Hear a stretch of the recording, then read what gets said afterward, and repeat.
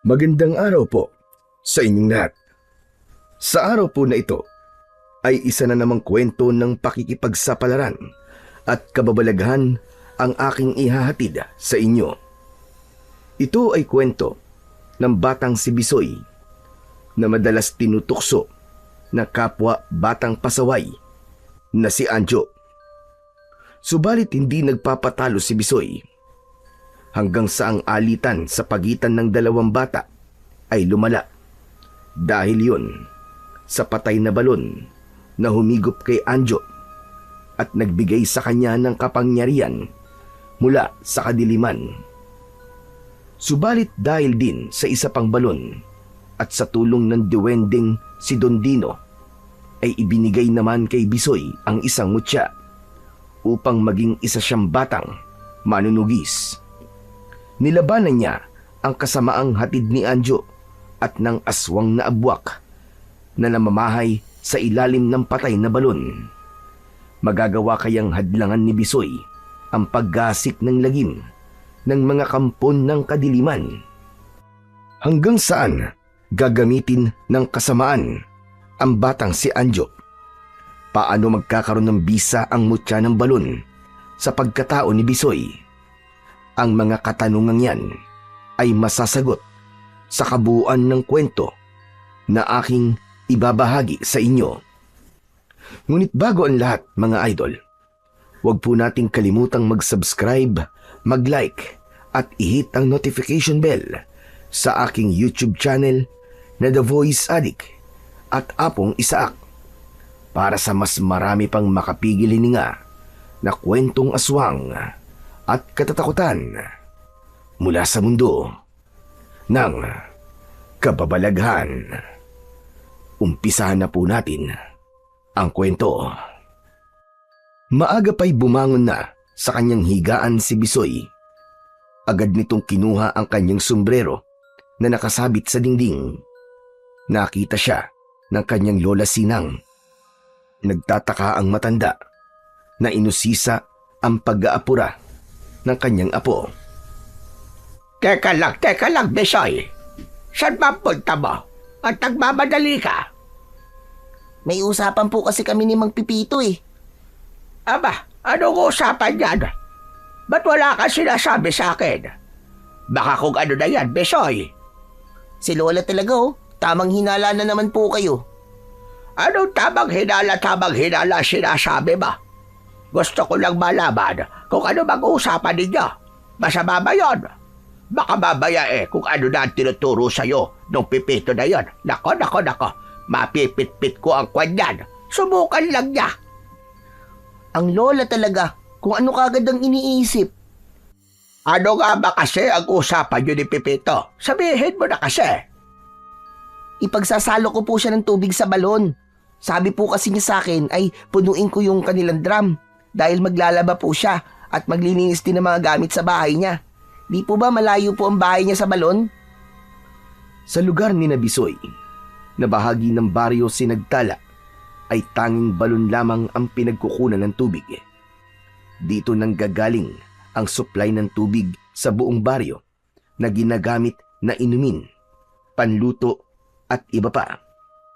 Kaya si Bisoy ay nagpapaupa sa mga kapitbahay nila para sumalok ng tubig kapalit ng konting halaga.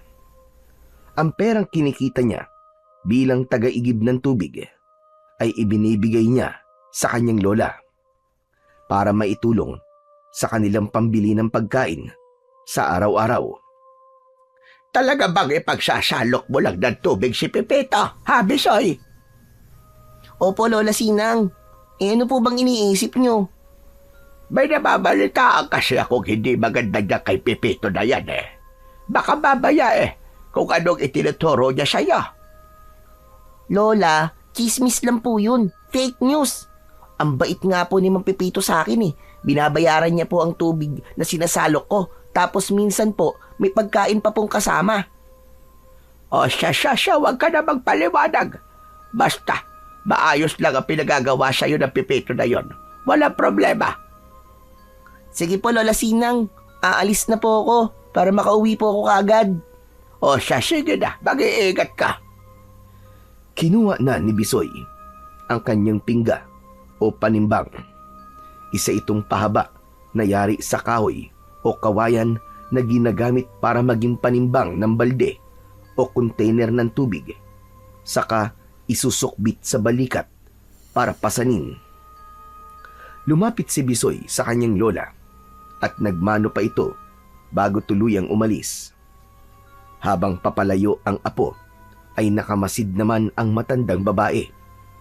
Alam niyang ginagawa ng kanyang apo ang pagpapaupa sa pagsalok ng tubig dahil para rin sa kanilang pangangailangan. Hindi rin kasi nakasasapat sa kanila ang kinikita ni Lola Sinang sa pagtatawas at paghihilot. Nagpapasalamat na lamang siya dahil sa kabila ng murang isipan ng kanyang apo ay naiintindihan ang kanilang sitwasyon. Hindi rin mapaghanap ang bata, katulad ng ibang kabataan. Humahangos si Bisoy nang makarating sa bahay ni Pipito. Pasensya na po kayo, Mang Pipito Nalate po yata ako. Bakit ka naman malilate? Maaga pa naman Sabi ko po kasi 'di ba, mga 7 AM po nandito na po ako at ipapasok ko na po ang tubig. Pero lagpas na po ng 7 Ano ka ba? Ayos lang, Bisoy. Hindi ko pa naman sinisimulan ang mga gagawin ko Ayos, buti na lang po pala. Akala ko po, late na ako at nagpasalok na kayo sa iba Siyempre hindi ko gagawin yun, Bisoy. Saka may usapan na tayo, di ba?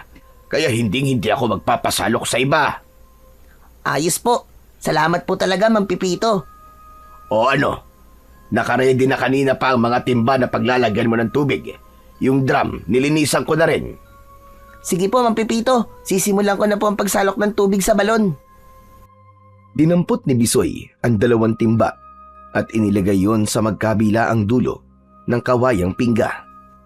Saka umalis na siya, papunta sa balon na malapit lang naman sa bahay ni Pipito. Kakaunti ang nakapila sa balon nang dumating doon si Bisoy, kaya hindi natagalan ang pagpila niya at nakasalok kagad siya ng tubig. Nang mapuno na niya ang tubig, ang 2 timba ay inilagay niya na yon sa dala niyang pingga at pinasan. Sa edad na 10 taon ay kinaya na ni Bisoy ang pagbasan ng 2 timba ng tubig. Dahil sa gawaing ito ay nagiging batak na rin ang katawan ng bata. Habang naglalakad si Bisoy at pasan-pasan ang 2 timba ng tubig, ay naramdaman niya ang pagbigat nun. Kaya saglit muna niyang ibinaba para kahit papano ay makapagpahinga. Habang saglit siyang nagpapahinga, ay dumating naman ang batang si Anjo. Isang matabang bata na madalas binubuli at inaasar si Bisoy. Pero hindi gaya ng ibang bata na basta-basta magpapaapi si Bisoy. Palaban siya. Akala ko ba malakas ka, Bisoy Bakit hindi nababoy ang pasan-pasan mo? Siyempre, kailangan ko magpahinga Ito ba, kaya mo Kaya mong pumasan ng 2 timba ng tubig? Ba't ako papasan yan? Saka di ko kailangan sumalok ng tubig, no? Dahil kayang-kaya yun ng lolo ko. Kasi nga, batugan ka, Anjo. Inggit ka lang. Kasi ikaw, araw-araw sumasalok ng tubig at hindi ka makapaglaro. Kaya nga hindi ka na lumaki dahil sa kakabuhat mo ng tubig. Unano ka na. Lalo ka naging bansot tuloy. Bisoy bansot! Bisoy bansot! Hoy, Anjo, kahit bansot ako, malakas naman. Ikaw, malaki nga ang katawan mo. Pero puro sebo naman ang laman. Kasi ang taba-taba mo. Para kang oink, oink, oink. Ako? Oink, oink? Oo, para kang ang si Lily Ano? Ano, Lily? Ano pa ba? Di, lilitsunin. Ang yabang mo! Ako pa ngayon ang mayabang Ikaw nga itong nag-umpisa. Sumalok lang ako ng tubig pero umiepal ka.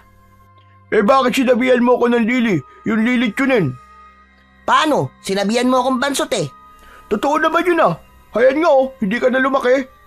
Bakit? Totoo din naman yung sinabi ko Mukha kang lilitsunin. Apple na nga lang ang kulang sa'yo eh. Mukha ka na talagang lechon.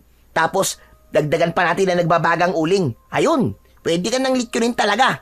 Eto, may kawayan ako. O ano, gusto mo ba tuhugin kita? Ano ba talaga gusto mo, ha? Away o gulo? Aba, ikaw pa talaga ang may tapang ng muka na magyaya ng away at gulo ah. O ano? Akala mo aatrasan kita? Sige, subukan mo lumapit. At hahatawin kita nitong pinggan na hawak ko. O, lapit na. Para matikman mo kung gaano kasakit tumama sa katawan mo tong ginagamit kong pingga. Mahigpit na hinawakan ni Bisoy ang kanyang kawayang panimbang. Pero hindi naman lumapit si Anjo. Kahit paano, ay nagdalawang isip ito na baka nga hatawin siya ni Bisoy ng dalang pingga. Kaya tumalikod na lang ito at umalis. Pero makikita sa muka ni Anjo ang galit kay Bisoy. Puro yabang lang ang Anjo na to. Pero duwag naman pala. Akala yata niya aatrasan ko siya eh. Kung lumapit lang siya sa akin kanina, naku po. Natikman niya na kung gaano kasakit mahataw ng pingga ko. Dahil wala na si Anjo, ay ipinagpatuloy na ni Bisoy ang pagpasan sa balde ng tubig para dalhin na sa bahay ni Namang Pipito. Sinalubong pa siya nito nang makarating sa bahay niya. Nakita ko si Anjo parang mainit ang ulo. Nag-away ba kayo? Nagkasagutan lang po, Mang Pipito. Ano bang pinagtatalunan yung dalawa? Wala po yun. Talaga lang pong mahilig mambuli yung Anjo na yun. Pero duwag naman. Ano ka mo, duwag? Bakit? Hinamon mo ba ng away? Siya po nagamon. Tapos, nang pumalag po ko, siya naman po ang naduwag. Kasi may dala akong pingga. Huwag mo na lang pansinin si Anjo. Ganon talaga yon. Mahilig mambuska, pero siya naman ang pikon. Nakaka-bad trip po kasi. Wala naman po akong ginagawa sa kanya. Pero gustong-gusto niya akong asarin at sabihan na bansot. Hayaan mo na lang siya, Bisoy. Magsasawa rin yun sa pangiinis sa'yo. Tapos kapag sinabihan ko naman mukha siyang baboy na lilitsunin, galit na galit. Siya naman ang nagpasimula ng pang-aasar. Kaya nga tulad nga ng sinabi ko sa'yo, huwag mo na lang pansinin. Saka, masama ang nakikipag-away. Siya lang naman po mahilig mang away eh. Hayaan mo kapag nakita ko ang lolo Cosme niya, isusumbong ko siya para pagsabihan. Wag na po. Kasi kapag nalaman po niya na nagsumbong ako sa lolo niya, mang-aasar uli yun, sasabihin nun, sumbong-sumbong ako, mahaba ang tumbong. Ay nako, ikaw talaga. Sige na, isalin mo na yung balde ng tubig dun sa drum para makarami ka na. Sige po, kailangan ko na po mapuno yung drum para makauwi na rin po ako. Dahil may gagawin pa po ako sa bahay eh. Samantala, nang makauwi na si Anjo sa bahay nila, ay napansin ni Lolo Cosme na tila nagwawala ang apo. Galit ang bata. Oh, ano ba problema mo ha, Anjo? May araw din siya. May araw din na mayabang na yun. Ano ba nangyayari sa bata ka? Hambog na yun. Akala niya natatakot ako sa kanya. Teka. Sino ba kaaway mo ha? At dakdak ka ng dakdak. Para kang baboy dyan na umuusok ang ilong. Lolo naman eh. Pati ba kayo tinatawag niyo akong baboy? Dahil ba mataba ako? Hindi ka mataba. Malusog ka lang. Lolo naman eh. Parang ganun na rin yun eh. Teka nga. Kanino ka ba naiinis ha? Sino ba talaga kaaway mo? Si Bansot po. Niyabangan ako. Si Bisoy ba? Yung apo ni Sinang? Sino pa ba? Di yun na nga. Yung Bansot na yun. Pambihira. Bakit ba kayo nag-aaway? Pwede mo naman siyang maging kaibigan. Ayoko maging kaibigan ng hambog na yun. Kaya may araw din siya sa akin. Tandaan niya yan. Anjo, tama na yan, iho. Hindi maganda sa batang nakikipag-away at nagbabanta pa. Baka mamaya samain ka sa akin. Sige ka. Kayo naman, Lolo Cosme. Wala kayo sa ayos. Parang gusto mo pa yatang kampiyan ng Bansot na yun Ayoko lang na nag-aaway kayo. Paano pa ako makakadiskarte niyan kay Sinang kung ganyang magkaaway pala kayo ni Bisoy? Eh di, sa iba na lang kayo dumiskarte. Huwag na lang dun sa lola ng Bisoy na yun. Sabi ko sa'yo, Anjo, tama na yan. Aabutin ka talaga. Tumahimik na lamang si Anjo, pero hindi niya kayang sundin ang ibig mangyari ng kanyang lolo Cosme. Hindi siya makikipagbati kay Bisoy dahil para sa kanya ay mahigpit niyang kaaway ito, dahil hinding-hindi malilimutan ni Anjo ang ginawa sa kanya ni Bisoy, na siyang naging dahilan kung bakit nagalit siya rito. Dating magkaibigan ang dalawang bata, kaya lamang ang minsang paglalaro nila ay nauwi sa pagtatalo at pikunan. Madalas silang maglaro ng tumbang preso, pero nang minsang tumira si Bisoy gamit ang kanyang tsinelas, ay tinamaan sa muka si Anjo at pinagtawanan pa siya. Humingi naman ng sorry si Bisoy, pero hindi yun tinanggap ni Anjo. Nagtanim siya ng galit at hindi makalimutan ni Anjo ang maliit na bagay na yun. Hindi niya matanggap na pinagtawanan siya. Para makaganti, ay madalas nang tinutukso ni Anjo si Bisoy. Kaya lamang gumaganti naman si Bisoy na lalo naman itong ikinagalit.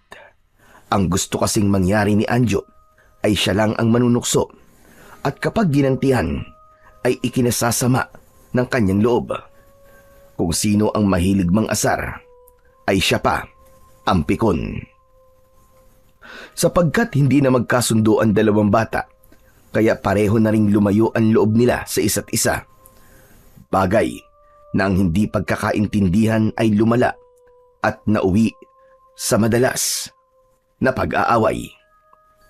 Subalit ang madalas na pagtatalo ng dalawang bata ay hindi naman pinakikialaman ng kanilang mga lolo at lola, dahil para kina Lolo Cosme at Lola Sinang ay away bata lang ang nangyayari sa kanila. Pero ang hindi nila alam ay lumalala na ang away na namamagitan sa dalawa. Isa pa, ayaw din ni Lolo Cosme na mabadshot siya sa Lola Sinang ni Bisoy, dahil nga kursunada niya ito. Gaya ng mga pagkakataong yun na nakapustura si Lolo Cosme para dumalaw kay Lola Sinang. Tao po! Tao po! Mula sa loob ng bahay ay narinig ni Lola Sinang ang pagtawag na yon ni Lolo Cosme. Si Cosme ang nagpapatao po na yon. Teka, lalabasin ko ka muna. Tumayo sa pagkakaupo si Lola Sinang at pinuntahan si Lolo Cosme na nasa harap ng bahay. Oh, Cosme, napasyal ka yata. Gusto ko kasing masilayan ang iyong kagandahan na aking sinta, dahil nagiging masaya ang araw ko kapag ikaw ay aking nakikita. Nagkukulay rosas ang aking mundo sa tuwing mamamasdan ang iyong maamong muka. Ay, nako. Ikaw talaga, Cosme. Baka kung inaano mo na ako dyan, ha? Anong inaano? Bakit? Gusto mo bang inaano ka? Ikaw talaga. Ang pilyo mo, Cosme. Aray ko naman, Sinang. Bakit mo naman ako kinurot sa tagiliran ko? Bakit? Saan mo ba gustong kurutin ka? Ayokong sabihin. Baka mamaya baka may magalit. Ay nako, pilyo ka talaga, Cosme. Teka, ano ba yung dala-dala mo? Oo nga pala. May dala ko para sa iyo, aking sinta. Bulaklak ng kalabasa. Aba, tamang-tama yan. May nahuli akong mga talangka. Pwede kong ihalo yan sa talangkang dilataan. Oo naman. Tapos dagdagan mo na rin ang isasaing mo, ha, para sabay tayong kakain. Magkakainan tayong dalawa. Sobra ka talaga, Belio. Halika na nga. Pumasok ka muna dito sa loob ng bahay. Samantala, ang pag-uusap at harutan ni na Lolo Cosme at Lola Sinang ay nakita at naririnig ni Bisoy, na napapakunot ang noo at nakasimangot dahil hindi niya gusto na dumadalaw ang lolo ni Anjo sa kanyang Lola Sinang. Kaya nang makaalis na si Lolo Cosme, ay nakita siya ni Lola Sinang na tahimik at tila inis si Bisoy. Nilapitan siya ng kanyang lola. May problema ka ba, Apo? Parang naiinis ka yata. Hindi maipinta ang itsura mo kanina pa. Bakit niyo po kasi tinanggap dito sa bahay natin yung lolo ni Anjo eh? Oh, maayos na bumisita dito si Cosme. Kamastosan naman kung itataboy ko siya. Abay, bakit ba? Ayoko po kasi na pumupunta po siya dito sa atin. Abay, bakit naman? Dahil ba hindi mo kasundo ang apo niya? Hindi dahil di kayo nagkakasundo ni Anjo. Pati ako dapat magagalit na rin kay Cosme. Abay, mali yun, Apo. Ang kasalanan ni Juan ay hindi mo pa pwedeng ibunton kay Pedro. Bakit, Lola? Gusto niyo po ba si Lolo Cosme? Magandang lalaki siya, di ba? Saka sweet din. Dinadalhan pa ako ng regalo. Sus, dahil lang sa bulaklak ng kalabasa na regalo niya, mabait at kinilig na kagad kayo? Abay, salbahing bata ito. Ang importante doon ay naaalala niya ako. Sabi nga sa English it's the thought that counts. Ano po? Ano po bang ibig sabihin nun? Hindi importante kung ano man yung ibinibigay sa'yo. Ang mahalaga ay naaalala ka niyang bigyan. Yun ang ibig sabihin nun. Basta. Ayoko po sa lolo ni Anjo. Ayoko po siya para sa inyo. Apo, bata ka pa. Kaya hindi mo kami naiintindihan. Pero bakit ba ayaw mo makipagkaibigan na lamang kay Anjo? Salbahe po kasi siya, Lola Sinang. Kaya ayoko rin siyang maging kaibigan. Hay nako, bahala ka nga. Pero Apo, wag mo naman sanang pigilang maging masaya ang lola mo. Dahil masaya ako kapag kasama ko si Cosme. Hindi na lang umimik si Bisoy. Pero ano pa bang magagawa niya? Kaya hahayaan na lang niya ang kanyang lola kung masaya itong makipagkaibigan kay Lolo Cosme. Pero hindi siya makikipagkaibigan sa batang lilitsunin na si Anjo. Sa baryo Sinagtala ay may isang lumang balon na pinagbabawalan ang kahit na sino, lalo na ang mga bata na magpunta roon. May takip ang lumang balon at matagal nang hindi nagagamit dahil ayon sa mga matatanda ay natuyuan na ito ng tubig. Tinatawag din nila itong patay na balon, kaya upang walang maaksidente dito ay tinakpan na lamang. Ngunit sadyang pasaway si Anjo kung saan-saan ito nakakarating at nagpupunta. Hanggang sa magawi siya sa lugar na kinaroroonan ng patay na balon na ipinagbabawal na lapitan ng mga bata. Sigurado ako na nananakot lang ang mga matatanda na wag lumapit sa patay na balon na to. Pero na kayang meron dito? Teka lang, may naisip ako. Tama, alam ko na. Hindi na lumapit pa si Anjo sa patay na balon dahil meron siyang naisip na plano. Kaya hinanap niya si Bisoy. Meron siyang ibig mangyari. Nang makita niya si Bisoy, ay malaki ang pagkakangiti ni Anjo na lumapit rito. Ikaw na naman? Oh, galit ka na kagad ah. Siyempre, ikaw kagad ang nakita ko eh. Kaya na bad trip ako. Ayaw mo bang makipagkaibigan sa akin? Ayan nga oh, nakangiti na ako sa'yo. Nagulat si Bisoy sa sinabi ni Anjo. Pagkatapos ng pagtatalo nila ng nakaraang araw, ay yun ang maririnig niya kay Anjo. Nais nitong maging magkaibigan na sila. Hindi makapaniwala si Bisoy sa kanyang narinig. Hindi rin mawala ang pagkakangiti nito. Teka. Hindi ka ba nilalagnat?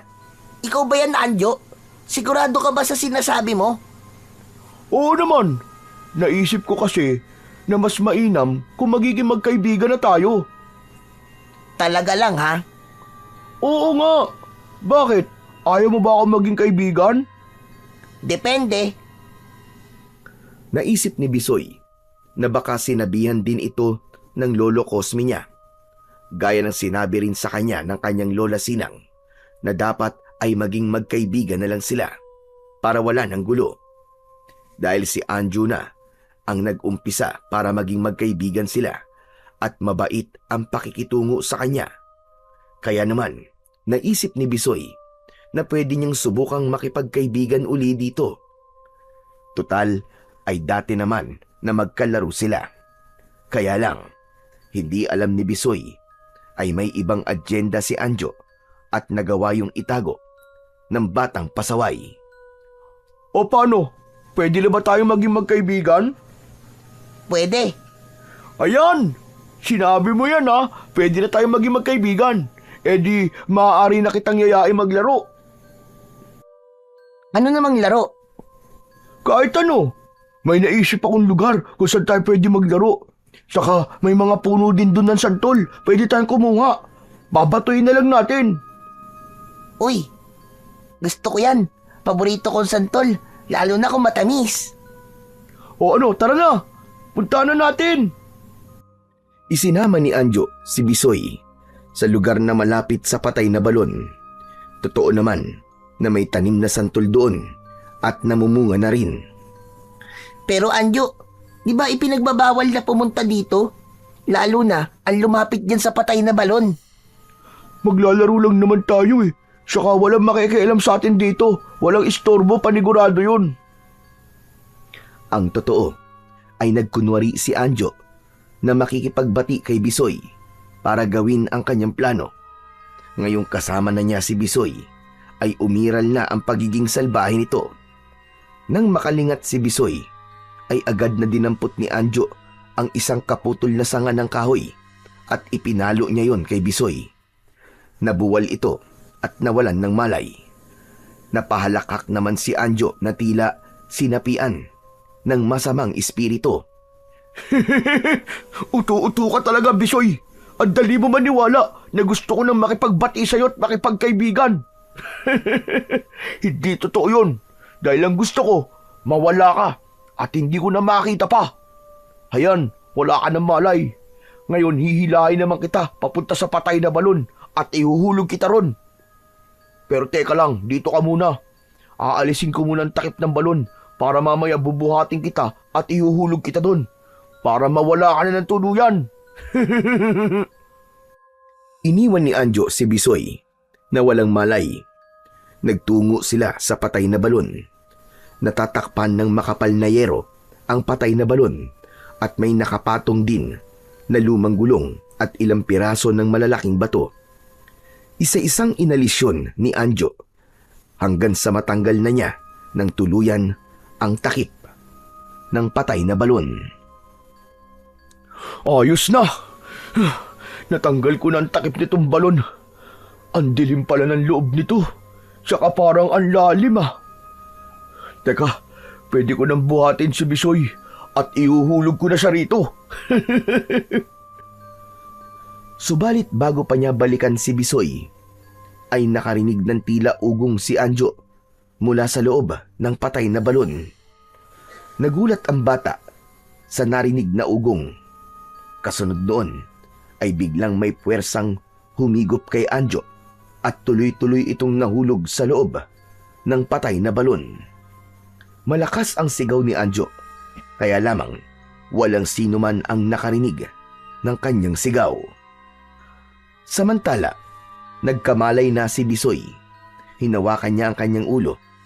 Hindi maganda ang pakiramdam niya. Aray. Aray ko.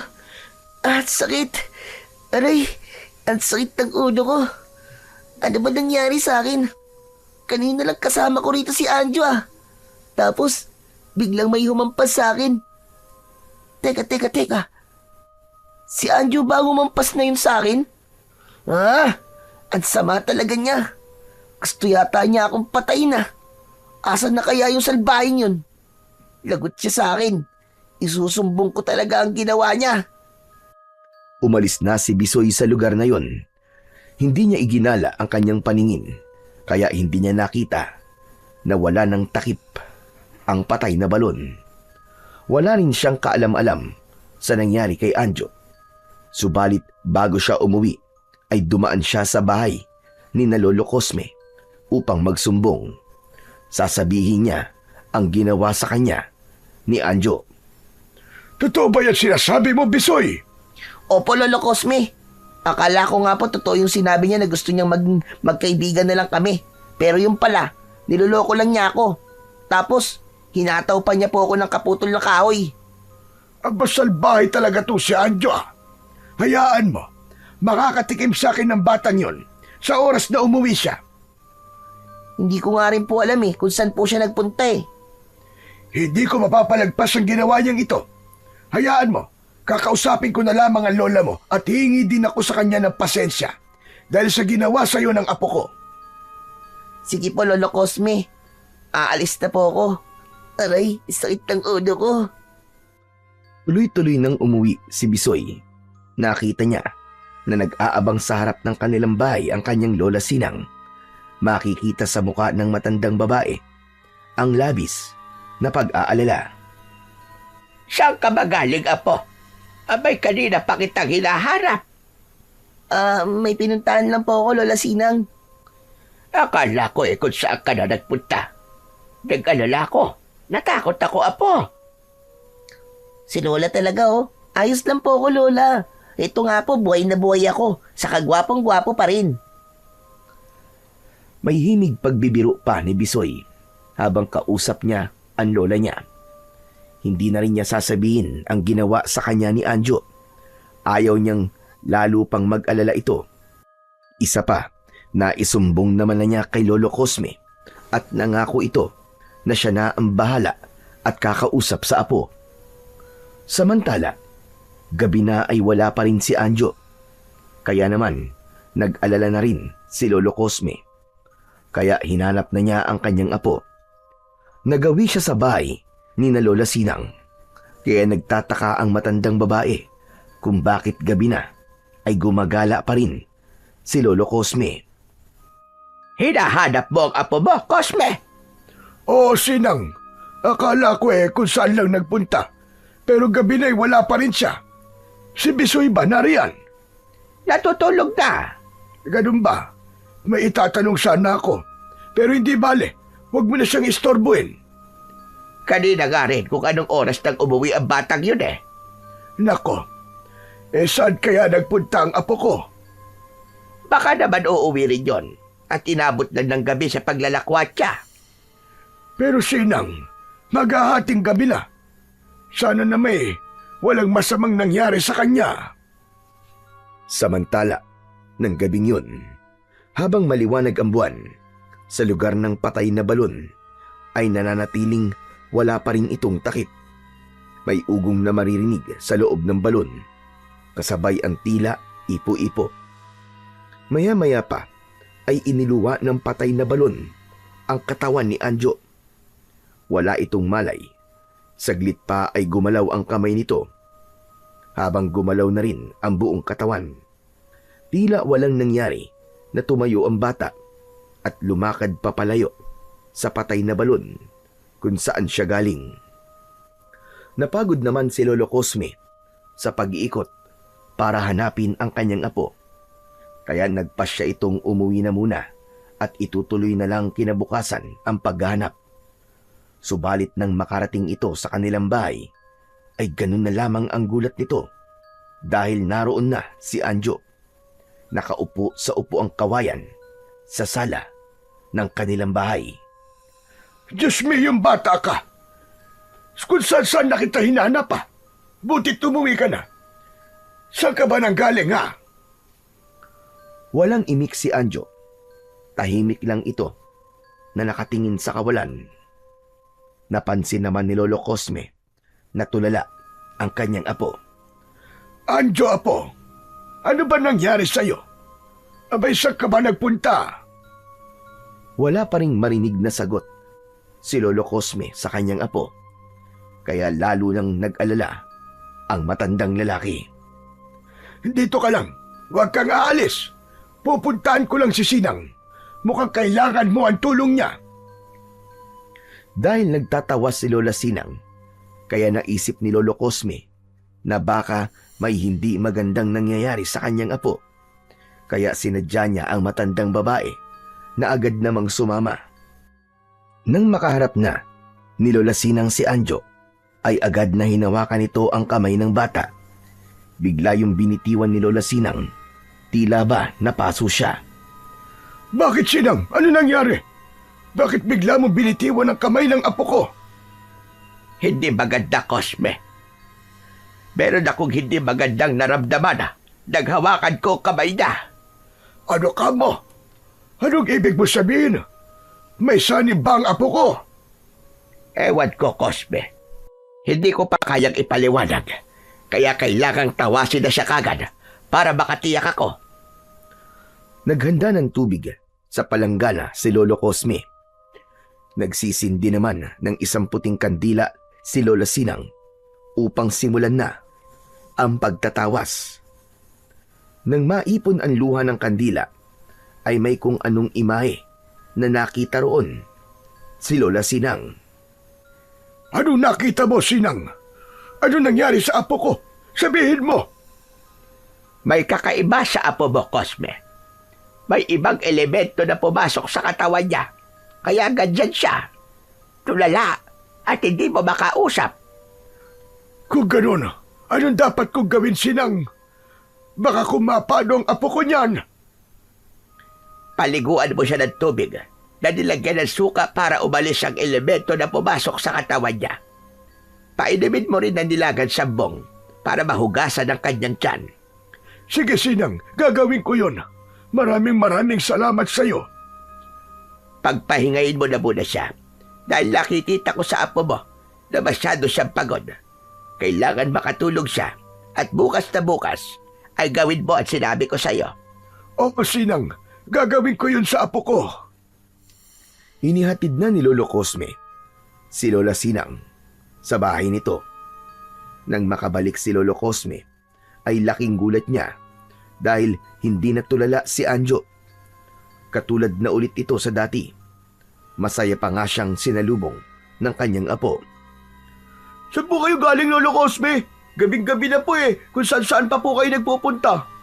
Aba, ikaw nga ba yan, Anjo? Oo naman po, ako po ito. Pero kanina lamang ay tulala ka. Kaya nga tinawag ko si Sinang para tawasin ka Masama lang po ang pakiramdam ko kanina, pero okay na po ako ngayon, Lolo Cosme. Sigurado ka ba, Apo? Naayos ka lang.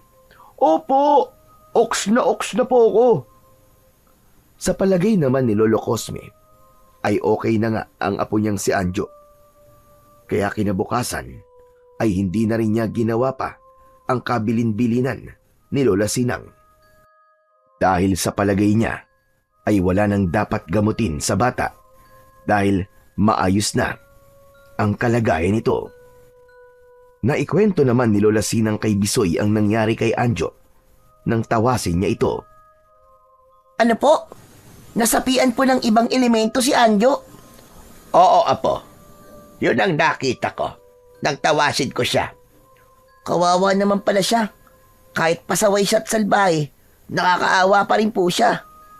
Kaya nga dapat gawin ni Cosme yung billing ko sa kanya para mawala at umalis ang elementong pumasok sa katawan ng kanyang apo.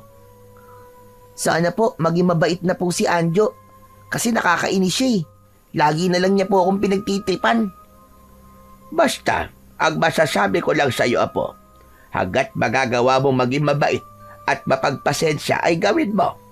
Mahirap din kasi yung meron kang kaaway. Kapag ang isang bata ay mahilig mang-away, madaling nakakapasok sa kanya ang masasamang elemento. Kaya siguro napasukan kagad si Anjo. Hayaan niyo po, Lola Sinang. Tatandaan ko po lagi ang lahat po ng sinasabi niyo sa akin. Dahil nga nagbalik na sa dating ugali si Anjo, ay hindi na sinunod ni Lolo Cosme ang bilin ni Lola Sinang. Tiwala siya na totoong maayos na ang kalagayan ng kanyang apo.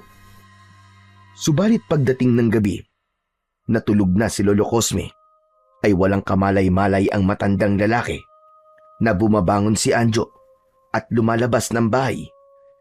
Binabagtas nito ang daan patungo sa patay na balon kung saan may kababalagang nangyari sa kanya. Nananatiling walang takip ang patay na balon dahil pinakialaman ni Anjo ang takip nito. Nang makarating ang bata sa gilid ng balon, ay biglang nanginig ang katawan nito.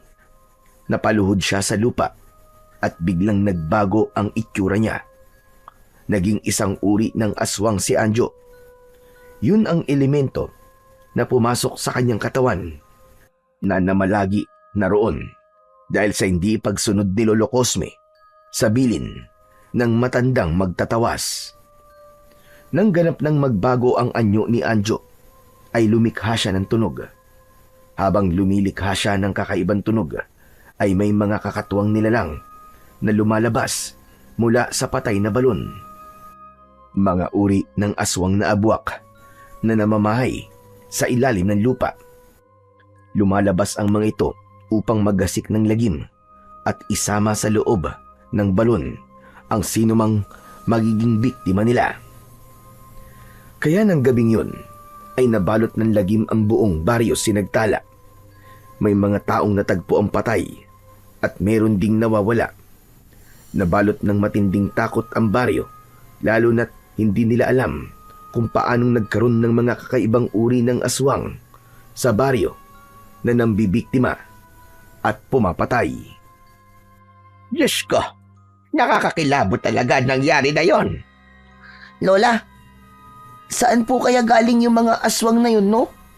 Walang makapagsabi, Apo. Dahil ngayon lang uli nangyari ang pagsalakay ng mga aswang. Sa pagkakaalala ko may 30 taon na ang nakakalipas mula nang may mga aswang na dumayo dito. Pero napatay sila ng manunugis na dumating dito sa baryo. Lola, paano po yan?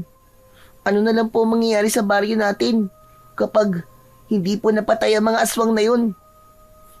Magiging kawawa at katatakutan ang baryong ito. At baka maubos tayo lahat. Lola, ayoko po may masamang mangyari sa atin. Ano po kaya kung umalis na lang po tayo rito? Kaya lang, hindi naman natin alam kung saan tayo pupunta, Apo.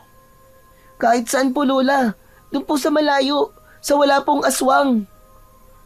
Pero sa panahon ngayon, hindi lang aswang ang nakakatakot, kundi maging ang mga tao'y nakakatakot na rin. Dahil ginagawan nila ng masama ang kanilang kapwa. Kaya kahit saan tayo pumunta, ay hindi pa rin tayo magiging ligtas. Ibig niyo sabihin, dito na lang po tayo? Siguro naman may paraan gagawin si Kapitan. Dahil maging sila ay hindi ligtas sa gumagalang aswang dito sa ating baryo. Hindi lang si Lola Sinang ang nag-aalala at nababahala. Ganon din si Lolo Cosme. Kaya lamang, hindi pinapansin ni Anjo ang mga sinasabi ng kanyang lolo. Saan ka na naman bagaling, iyo? Wala ka nang ginawa kundi umalis at kung saan pumupunta. Diyan lang po ako sa tabi-tabi, Lolo. Alam mo naman yung mga nangyayari ngayon dito sa baryo, hindi ba? May mga aswang na gumagala. Wala po yun. Ano bang wala sinasabi mo? Hindi ka ba natatakot sa aswang? Aswang lang po yun eh. Ano bang aswang lang? Kung maging biktima ka nun, ikaw talaga bata ka, hindi ka nag-iisip. Hindi po ako bibiktimahin nun. Kung magsalita ka, parang best friend mong mga aswang ah. Takot po sa akin ang mga yun. Baka si Bisoy po, siya ang unang kainin ng aswang. Ayan ka na naman. Bigla mong isinasama sa usapan natin si Bisoy. Basta, sabi ko sa'yo, huwag mo na siyang pagtitripan na. Gusto ko, maging magkaibigan na lamang kayong dalawa para wala ng gulo. Pangit ang may kaaway, Apo. Hindi na sinagot pa ni Anjo ang sinabi ng matanda.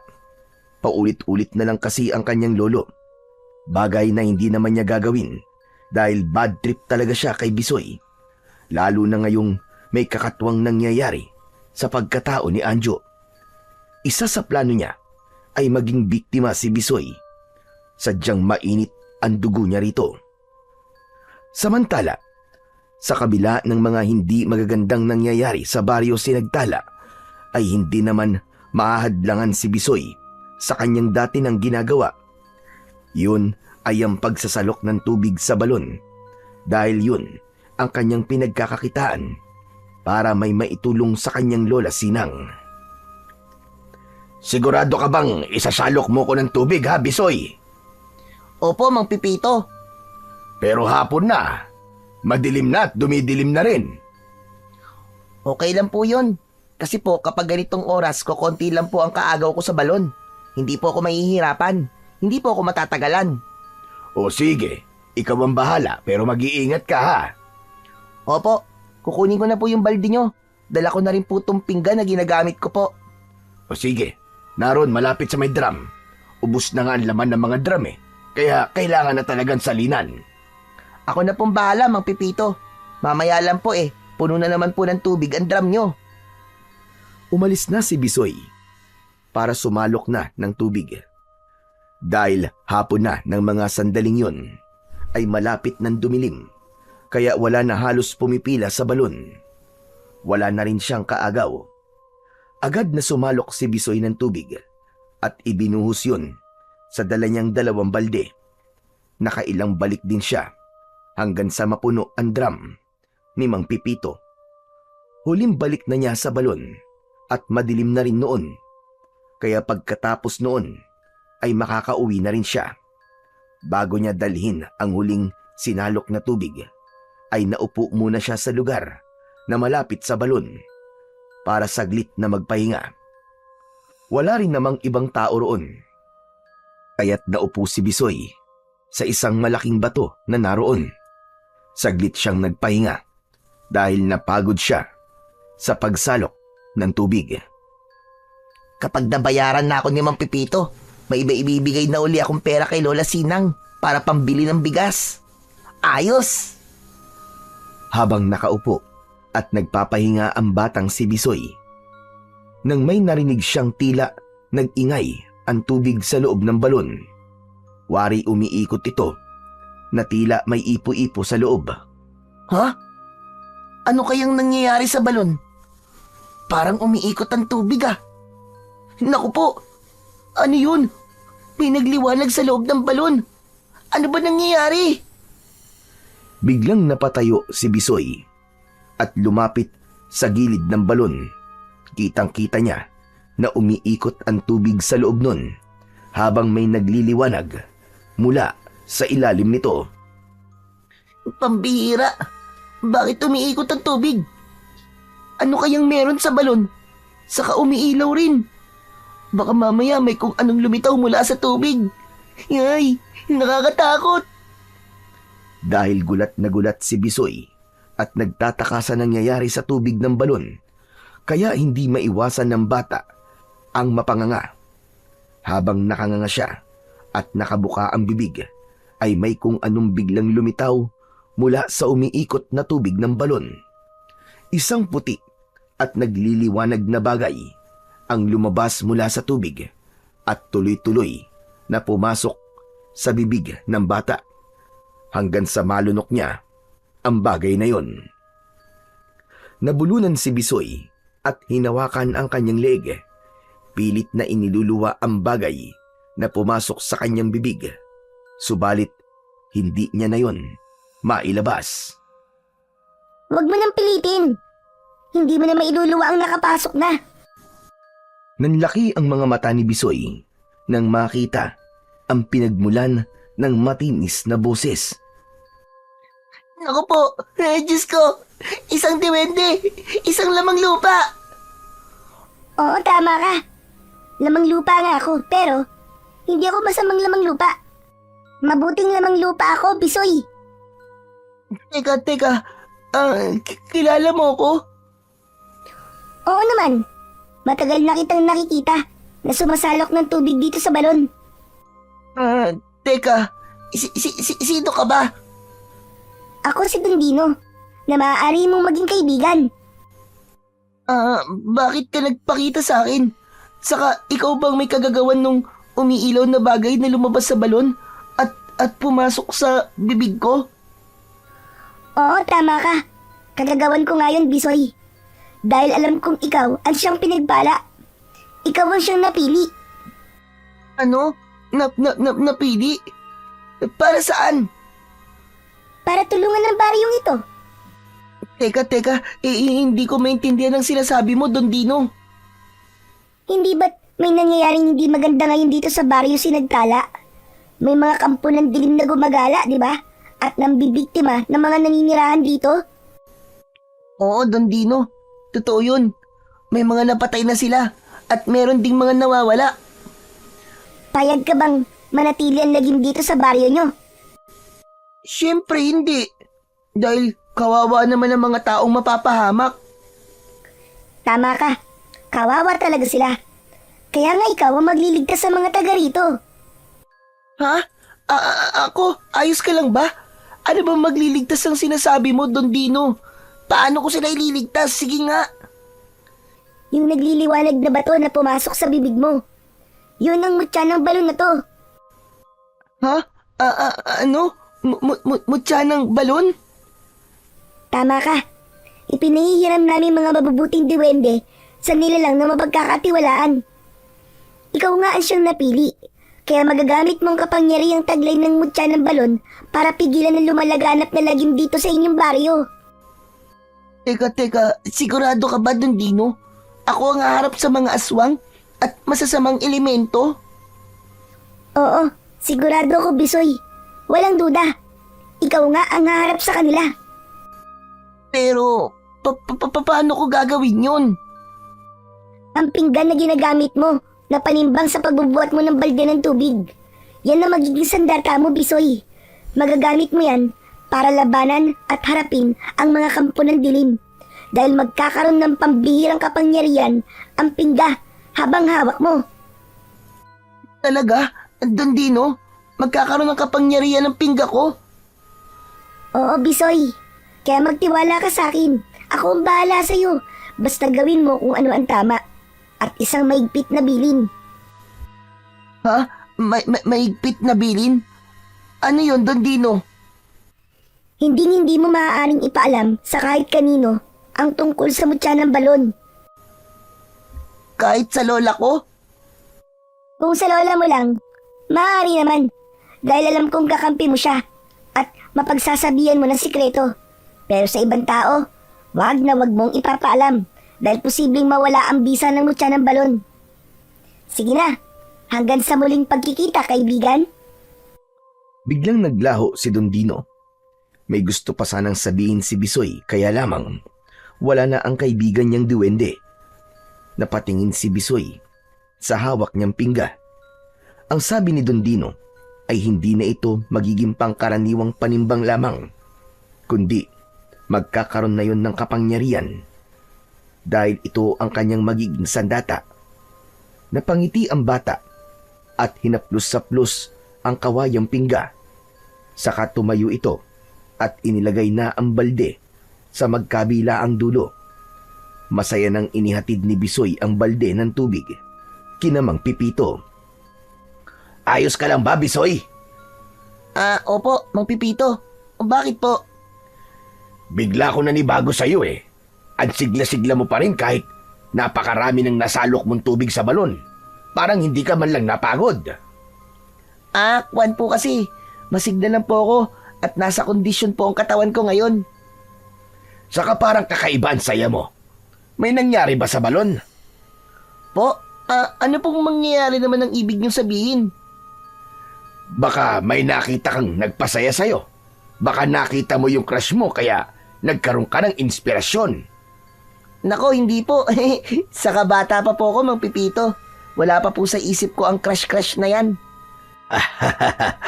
Tama lang yun. Saka nag-aaral ka pa. Hindi na nga po, Mang Pipito eh. Ano ka mo? Abay, bakit naman? Hindi po kasi kaya ng lola ko kasi po wala po siyang maayos na trabaho. Abay, ganun ba?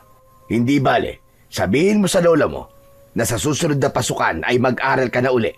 At ako ang bahala. Wow! Talaga po? Oo naman. Malaga kasi sa isang kagaya mo ang nag-aaral para marami kang matutunan. Maraming salamat po, Mang Pipito. Sabi ko na nga po mabait po talaga kayo. Heto nga pala ang bayad ko sa pagpuno mo sa drum ko. 50 pesos yan. Tapos, iuwi mo na rin itong lutong ulam na adobo. Marami kasi ako niluto. Sobra sa akin. Kaya mag-uwi ka na para may ulam kayo ng lola mo. Naku, matutuwa po si Lola nito kasi may libre po kaming ulam. Salamat po talaga, Mang Pipito. Tuwang-tuwa si Bisoy nang umuwi. Dala ang pera at libreng ulam galing kay Mang Pipito. Pakiramdam ni Bisoy ay napakaswerte niya ng araw na yon dahil sa magagandang bagay na nangyari sa kanya. Mula sa pagkakaroon niya ng kaibigang diwende, pagtataglay ng mutya ng balon at ang pangako ni Mang Pipito na siya na ang bahala sa pag-aaral niya sa susunod na pasukan. Masayang ibinalita ni Bisoy ang mga sinabi ni Mang Pipito, pero hindi muna niya sinabi ang tungkol sa mutya ng balon na nasa katawan niya. Saka na lang niya sasabihin kapag nagtanong na ang kanyang lola. Natuwa rin si Lola Sinang sa libreng ulam na dala ng kanyang apo, kaya masaya nilang pinagsaluhan yon. Samantala, sa muling pagsapit ng gabi, sa bahay ni na Lolo Cosme ay hindi dalawin ng antok ang matandang lalaki. Hindi naman mapakali si Anjo na kanina pa ito palakad-lakad. Napansin ng kanyang lolo ang tila pagiging balisa ng kanyang apo. Susantissima Anjo, para kang pusang hindi mapaanak dyan. Ano ba nangyayari sa iyo? Wala po, Lolo. Medyo sumasakit lang po ang tiyan ko. Kaya po ako lakad ng lakad. Di ilabas mo na yan. Sige na, pumunta ka na rin sa banyo. Ayaw po lumabas, Lo Baka maya-maya pa.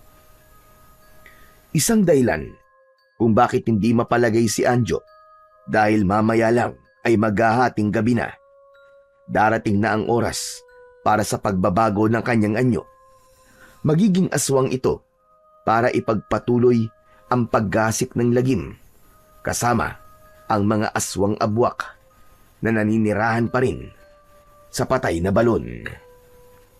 Lo, hindi pa po ba kayo matutulog? Mabuti siguro matulog na kayo. Masama po sa inyo nagpupuyat. Bakit ba pinipilit mo ko matulog? Hindi pa nga ako inaantok Saka ayos lang ako. Pero kailangan nyo na po matulog, Lo. Lokong bata ito Ayoko pa nga. Hindi pa ako inaantok. Masyado kasing matapang yung kapeng nainom ko kanina. Kaya hirap tuloy ako makatulog ngayon. Subalit patuloy na sa pagdilim ang gabi. Hindi pa rin natutulog ang matandang lalaki. Kung ano-ano na ang ginawa nito sa loob ng bahay upang magpalipas ng oras at antukin. Kaya lamang, sadyang matindi ang tama ng matapang na kape na ininom nito. Ayaw pa ring antukin. Sa isang bahagi naman ng bahay ay kanina pa nakatingin si Anjo sa kanyang Lolo Cosme. Meron itong binabalak. Hindi nito dapat malaman ang kanyang lihim. Kaya hawak ang isang kahoy ay lumapit si Anjo sa kanyang lolo. Hinataw nito sa batok ang matanda, kaya walang malay itong bumulagta. Napangisi si Anjo dahil wala nang magiging istorbo. Hindi na makikita ng kanyang lolo ang pagbabago ng kanyang anyo. Kung magtanong man ito kinabukasan, ay may nakahanda na siyang idadahilan. Dahil hindi kayang buhatin ni Anjo ang kanyang lolo na walang malay at nakahiga sa semento, kaya hinayaan na lang niya ito. Kasabay ng paggudyat ng hating gabi ay nagbago naman ang anyo ni Anjo. Alam niyang kanina pa siya hinihintay ng mga aswang mula sa patay na balon na isa-isa na uling lumalabas upang ipagpatuloy ang misyon na pumatay at maghasik ng lagim sa baryo Sinagtala.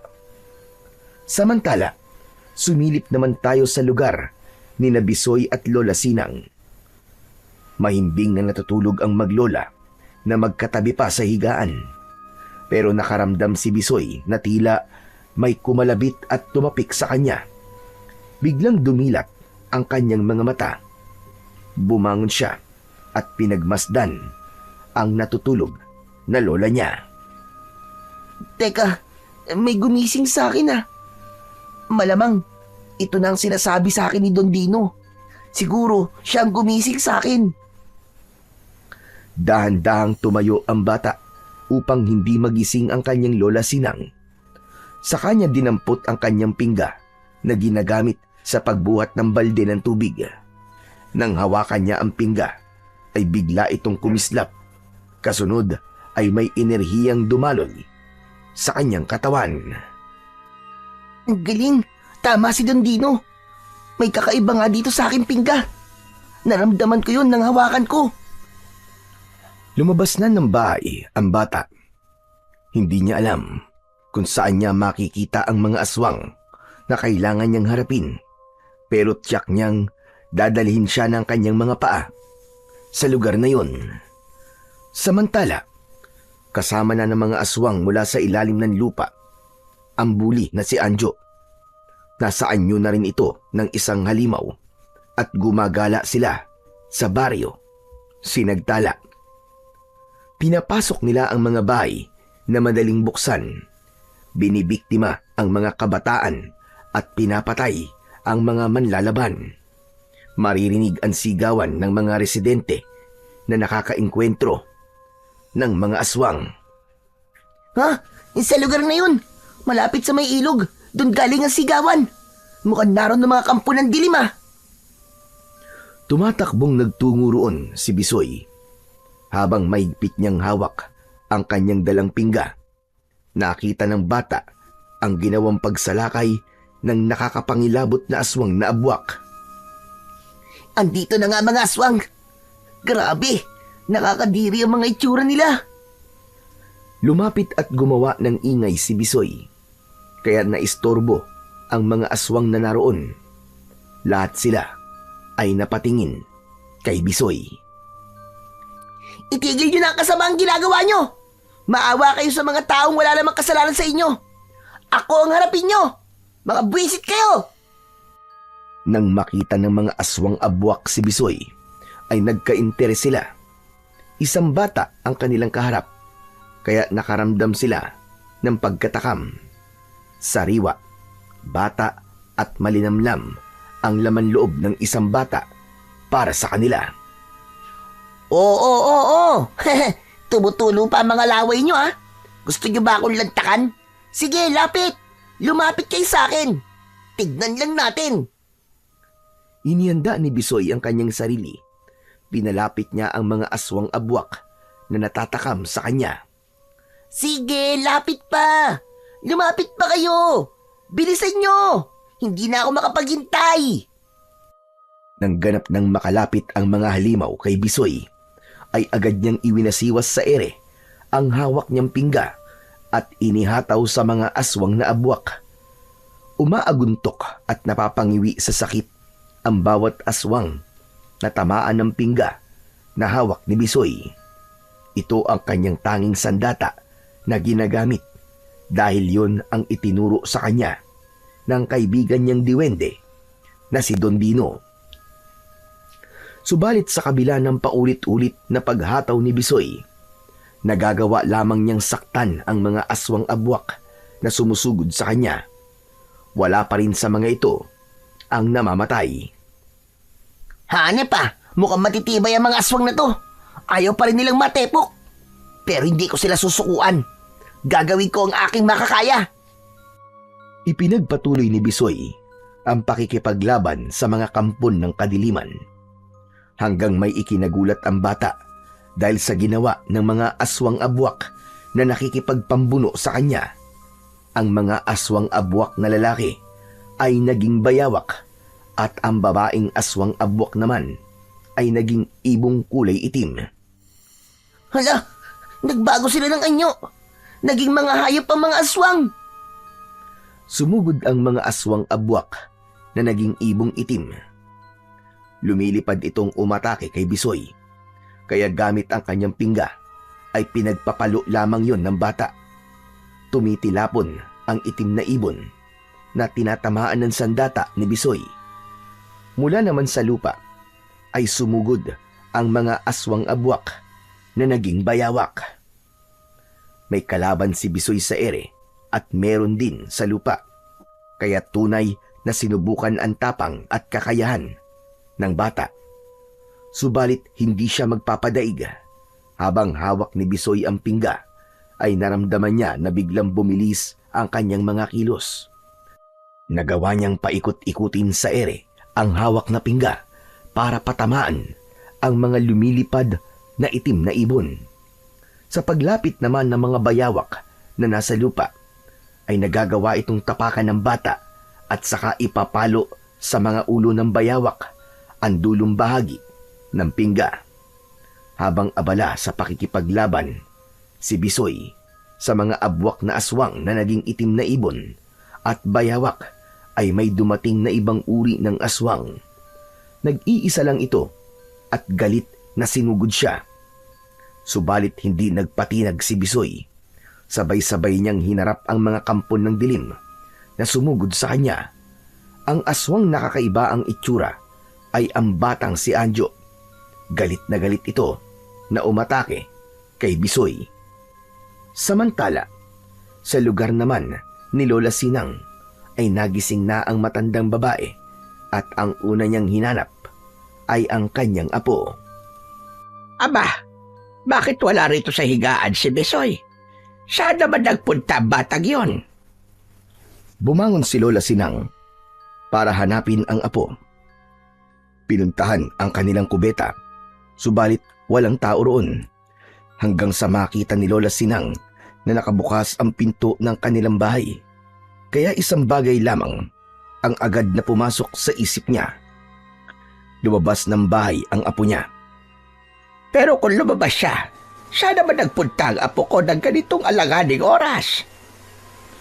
Agad na nag-alala ang matandang babae, lalo na't napapabalita na may gumagalang mga aswang sa baryo Sinagtala. Kaya lalo lamang nabahala si Lola Sinang. Nako po, pasaway talaga ang batang yon. Hindi na naman nakinig sa akin. Kabili-bilinan ko na wag basta lalabas ng bahay, lalo mo na kapag gabi. Hindi pa rin ako pinakinggan.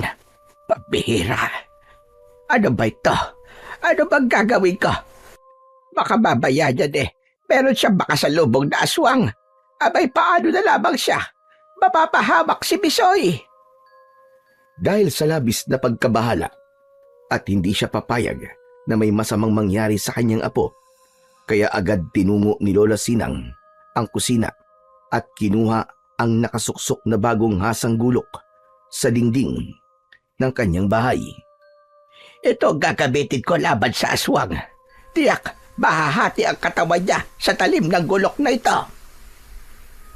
Pagkatapos na ipusod ang kanyang buhok at kunin ang balabal, ay lumabas na ng bahay si Lola Sinang. Hahanapin niya ang apo niyang si Bisoy.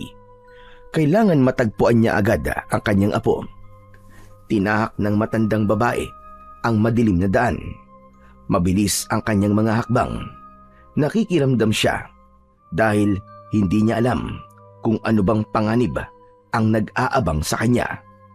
Hanggang tila may nakasunod na sa kanya. Sa halip na lingunin niya, ang naramdaman niyang nilalang na nakasunod ay binilisan niya ang kanyang paglalakad nang walang lingon-lingon. Subalit ramdam din ni Lola Sinang na nagmamadali ang nilalang na sumusunod sa kanya. Kaya lalo pa niyang binilisan ang kanyang paglalakad hanggang sa may nakita siyang isang malaking puno at bigla siyang nagtago roon. Ramdam niyang hinahanap siya ng nilalang na nakabuntot sa kanya. Diyos ko, malamang isang aswang ang sumusunod sa akin. Gusto pa akong biktimahin ng lokong aswang na ito. Akala yata niya papayag akong gawin niya akong pagkain. Hindi mo ko matitikmang aswang ka. Mamamatay na muna ako bago mo ako matikman. Humanda sa kanyang pinagkukublihan si Lola Sinang hanggang sa mapansin niya ang isang anino na papalapit sa kanya. Sige lang, lumapit ka pa. Lapit ka pa at tagpas talaga ang leg mong halimaw ka. Hinding-hindi ka sasantuhin ng matalas kong gulok.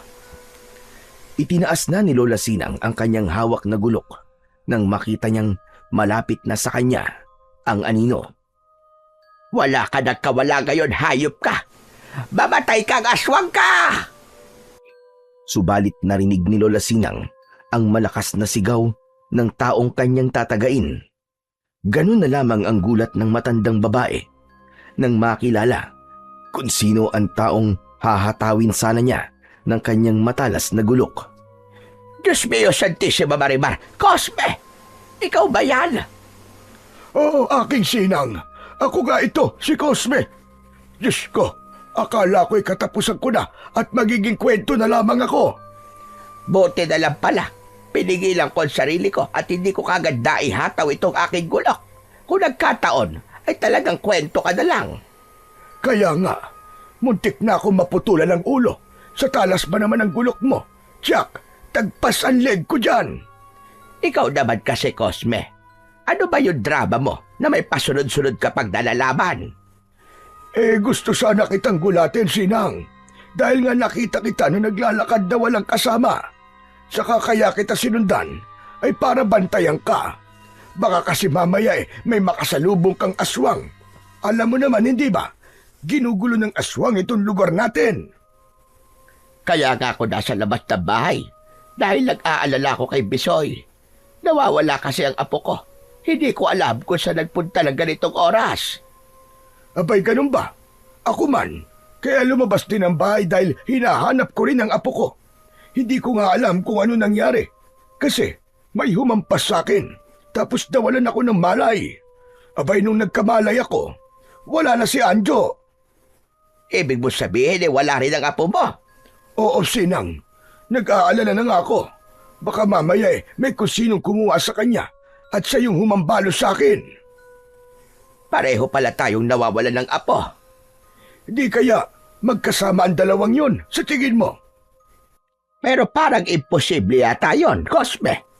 Hindi naman magkasundo dalawang bata na yun eh. Oo nga pala. Pero nasa kaya sila? Total pareho silang nawawala. Di magkasama na lang tayong hanapin sila. Pwede rin. Saka para mabantayan din kita, Sinang. Siyempre, hindi ko hahayaan na may masamang mangyari sa iyo. Dahil nagkasundo ang dalawang matanda, kaya magkasama sila sa paghahanap sa kani-kanilang mga apo. Samantala, tapos na sa pakikipagtuos si Bisoy sa kampon ng kadiliman. May mga napatumba siya, subalit ang iba ay umurong at bumalik sa patay na balon. Nakaharap din ni Bisoy si Anjo na nasa anyo ng isang halimaw. Kaya lamang hindi ito napuruhan, kundi nasaktan lamang ng tamaan ng pingga na gamit na sandata ni Bisoy. Kakaiba ang aswang na yun na sumugod sa akin kanina. Dahil siya lamang ang hindi naging itim na ibon o kaya ibayawak. Pero kahit na anong aswang pa siya, magkakapareho lang sila. Masasama sila at naggasik ng lagim dito sa baryo sinagtala. Kaya kailangan silang malipol. Kailangan silang puksain. Pero umurong sila kanina eh. Kaya hindi pa ako tapos sa kanila. Alam kong magkakaharap pa uli kami. Magkasamang naghahanap ang dalawang matanda nang makita nila si Bisoy na naglalakad. Bisoy, apo! Diyos ko, maraming salamat, Panginoon, at nakita ka namin. Lola, ba't po kayo lumabas? Nag-alala kasi ako sa iyo, apo. Wala ka kasi nang magising ako. Iniisip ko baka kung ano na nangyari sa iyo dahil lumabas ka ng bahay. Abay, teka, saan ka ba nagpunta? Kwan, dyan lang po. Ba't kasama niyo po si Mang Cosme? Hinahanap din kasi niya si Anjo. Nawawala raw. Tapos nagkita kami. Kaya heto, magkasama kami para hanapin kayo dalawa. Hindi ko naman po kasama si Anjo eh. Alam ko, Bisoy. Nag-aalala rin kasi ako sa apo ko. Buti ka, nakita ka ng yung lola. Si Anjo kaya. Saan kaya nakarating ang apo ko na yun? Apo, halika na. Umuwi na tayo. Cosme, mauna na kami ng apo ko. Pasensya ka na. Hindi na kita masasamahan pa at sumasakit ang rayuma ko. O sige, di bale Sinang, okay lang. Sige na, umuwi na kayo. At saka mag-uumaga na rin. Baka uuwi na rin muna ako. Saka ko na lang ipagpapatuloy ang paghahanap ko kay Anjo. Umuwi na sina Lola Sinang at Bisoy. Maging si Lolo Cosme ay umuwi na rin. Nang pumasok siya ng bahay, ay inabutan niyang naroon na si Anjo. Diyos ko, pinag-alala mo kung bata ka. Saan ka ba nang galing? Bigla ka na lamang nawala. May pinuntahan lang po ako, Lolo Cosme. Gabing-gabi ay umaalis ka pa ng bahay. Saka teka, sino ba yung humambalos sa akin kagabi? Ikaw ba yon? Yun nga po ang gusto ko sana sabihin sa inyo, Lolo Cosme. May bigla kasi pumasok dito sa atin. Hinabol ko po yun, kaya bigla po ako nawala. Kaya lang, nahirapan po akong hanapin eh.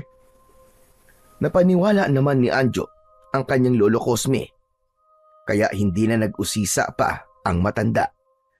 Napangiti naman ang bata sa ginawa niyang pagsisinungaling. Kinabukasan, maagang lumabas ng bahay si Lola Sinang para may bilhin sa tindahan nang marinig niya ang usap-usapan ng mga kapitbahay at iba pang tao na nagkakatipon-tipon. Nagulat pa siya nang batiin ng mga ito at magpasalamat sa kanya na ipinagtaka ng matanda. Aba, salamat po sa inyong apo, Lola Sinang. Ang husay pala ni Bisoy. Ano ka ba? Mahusay? Saan? Kagabi po kasi, nakita namin si Bisoy. Nakipaglaban po sa mga aswang. Ano ba yung sinasabi mo? Paano makikipaglaban sa mga aswang ang apo ko? Bata pa yun at wala yung kapangyarihan para labanan ang mga kampo ng dilim. Baka nagkakamali ka. Pero siya po yung nakita namin kagabi. Hindi kami maaaring magkamali, Lola Sinang. Sumang-ayon ang iba pang kapitbahay na naroon. Pinatunayan nga nila na nakita nila si Bisoy na nakipaglaban sa mga aswang na lumusod sa baryo nitong nakaraang gabi lang. Hindi ko alam ang mga sinasabi niyo tungkol sa apo ko. Huwag niyo po sabihin, wala po kayong alam sa kabayaniang ginawa ni Bisoy. Aba, ewan ko. Sige na. Aalis na ako. Hindi na nakipagtalo pa si Lola Sinang sa mga taong lumapit sa kanya. Kailangan makauwi na siya para makausap ang kanyang apo. Ang lola naman eh. Ang sarap-sarap ng tulog ko nang gigising po kayo. Meron kang dapat sabihin sa akin, apo. Ha? Ano po ba yun, Lola Sinang? Meron kang inililihim sa akin, bata ka. Ano yung sinabi sa akin ng mga kapitbahay natin, ha? Nakita ka raw nila kagabi. Opo, lumabas po ako ng bahay. Di po ba hinanap niyo po ako? Oo nga, lumabas ka nga. Pero may nabanggit sila. Nakipaglaban ka raw sa mga aswang. Po? Huwag kang tatangke. Gagawin mo sinungaling ang mga nakakita sa'yo. Lola, ano po kasi? Meron kagang hindi sinasabi sa akin, lintik kang bata ka. Teka, paano ka makikipaglaban sa mga aswang na yun? Ikaw ba si Super Ingo? O kaya si Commander Bawang? O si Elias Panike? O kaya Apo ni Panday? Lola naman kung sino-sino naman po ang sinasabi niyo eh. Kasi nga nagtataka ako sa sinasabi nila na nakipaglabang ka raw sa mga aswang. Ngayong wala ka na makapangyarihan para harapin ang kampo ng kadiliman. Lola, meron po. Natigilan si Lola Sinang sa sinabi ng kanyang apo. Kung ganon, ikaw nga yung nakipaglaban sa mga aswang kagabi at may kapangyarihan ka para gawin yon. Opo, Lola. Diyos mio, Santissima Marimar, Bisoy, paano nangyari yon? Paano ka magkakaroon ng kapangyarihan para harapin ang mga kampo ng dilim? Sabihin mo ka! Magpaliwanag ka, bata ka! Baka kung ano na nangyayari sa'yo. Baka mamaya sugurin tayo ng mga kampo ng dilim. Abay, delikado tayo pa nagkataon. Lola, kahit po sumugod pa po sila rito sa atin, kayang-kaya ko po kayong ipagtanggol sa kanila. Dahil po sa kapangyarihan ko. Magpaliwanag ka nga sa akin, Bisoy. paano ka bang nagkaroon ng kapangyarihan para labanan ng mga aswang? Dahil ayon nga sa duwending kaibigan ni Bisoy na si Don Dino, ay maaari niyang sabihin sa kanyang lola ang tungkol sa kapangyarihang ibinigay sa kanya. Kaya detalyadong sinabi yun ng bata. Ipinaalam niya ang ginawang pagbibigay sa kanya ng mutya ng balon at kung ano ang makakaya niyang gawin. Hindi naman makapaniwala si Lola Sinang sa mga sinabi na yon ng kanyang apo. Sabay hawak sa leeg ni Bisoy. Lola, ano pong ginagawa niyo? Ba't niyo po ako hinahawakan sa leeg? Inaalam ko lang kung may lagnat ka ba. Si Lola talaga oh. Okay na okay po ako at wala po akong lagnat. Lahat po ng sinasabi ko po sa inyo ay totoo. Binigyan po talaga ako ng kaibigan kong diwende ng kapangyarihan. At yung pingga na ginagamit ko pong panimbang sa pagbubuhat ko po ng balde ng tubig, yung po ang ginagamit kong sandata. Diyos ka, hindi pa rin ako makapaniwala, apo. Ngayon po ay maniwala na po kayo, Lola. Dahil totoo po ang lahat na kinikwento ko sa inyo. Kagabing nawala ka. Yun ang una mong pakikipaglaban sa mga aswang, tama ba? Opo, Lola Sinang. Dahil nga ayon po kay Don Dino, nagsisimula na po magasik ng lagim ang mga aswang galing po sa ilalim ng lupa, dito po sa ating baryo. Kung sa bagay ay totoo yon, may mga gumagala ng ang aswang dito sa lugar natin. Kaya nga po ako ang hadlang sa kanila. Uubusin ko po ang mga aswang na nanggugulo po dito sa baryo natin. Pero apo, kakayanin mo ba talaga yon? Baka mamaya ay mapahamak ka. Ayoko may masamang mangyari sa'yo, apo. Hindi po ako pababayaan ng kaibigan kong si Dundino, Lola Sinang. Saka yung mutya po ng balon na narito po sa loob ng katawan ko. Siya nga po pala, Lola. Meron lang po sana akong ipapakiusap sa inyo. Ano ba yon, apo? Hindi po dapat malaman ng ibang tao ang tungkol sa pinagmulan ng kapangyarihan ko. Dahil maaari pong mawala yun. Huwag ka mag-alala, apo. Isasara ng lola ang bibig. Maraming salamat po.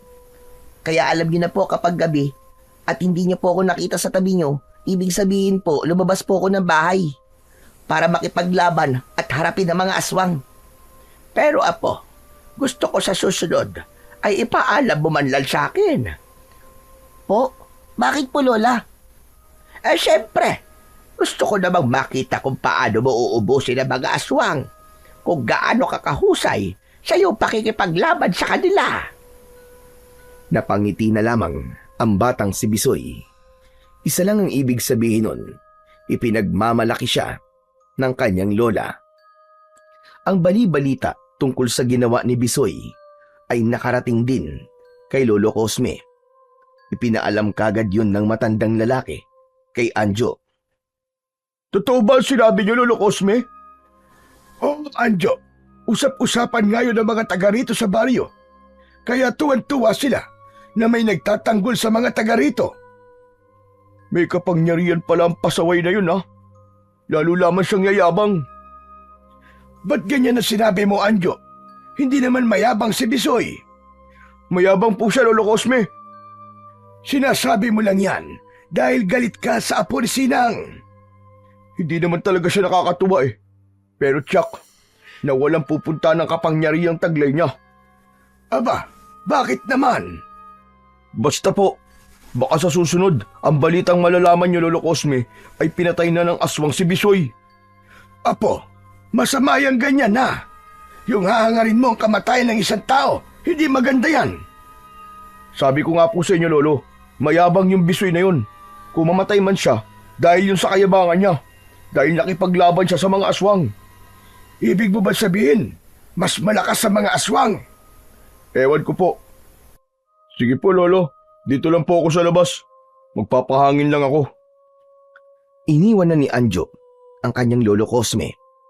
Pero ang totoo, kaya siya lumabas ay para hindi makita ng kanyang lolo ang nararamdaman niyang inis dahil marami ring mga aswang abwak na napatay si Bisoy. Hindi siya makakapayag na malipol ang mga aswang na kasama niyang sumasalakay sa baryo. Nangingibabaw na sa pagkatao ni Anjo ang kasamaan. Kakampi na siya ng mga aswang abwak.